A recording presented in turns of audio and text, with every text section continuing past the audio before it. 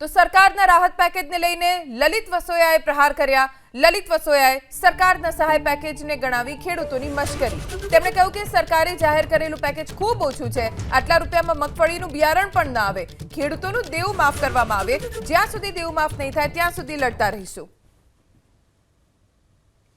કોંગ્રેસ નેતા અને પૂર્વ ધારાસભ્ય લલિત વસોયા, જેમણે સરકારે જાહેર કરેલા પેકેજને ખેડૂતોની મશ્કરી ગણાવી। રાજ્ય સરકારે ખેડૂતો માટે જે રાહતનું પેકેજ જાહેર કર્યું છે એ ક્યાંક ને ક્યાંક ખેડૂતોની ક્રૂર મજાક કરવામાં આવી રહી છે।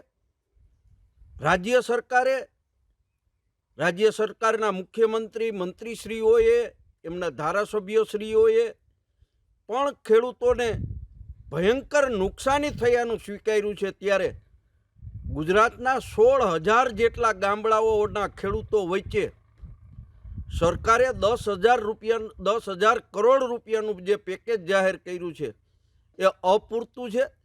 એક ખેડૂતના ભાગમાં હેક્ટરે એટલે કે 6.25 વીઘાએ 22,000 રૂપિયાની જ ફક્ત જાહેરાત કરી છે। ગણતરી કરીએ તો વીઘે 3500 રૂપિયાની જાહેરાત છે। 3500 રૂપિયા તો મગફળી વાવવાના બિયારણનો ખર્ચો થાય છે।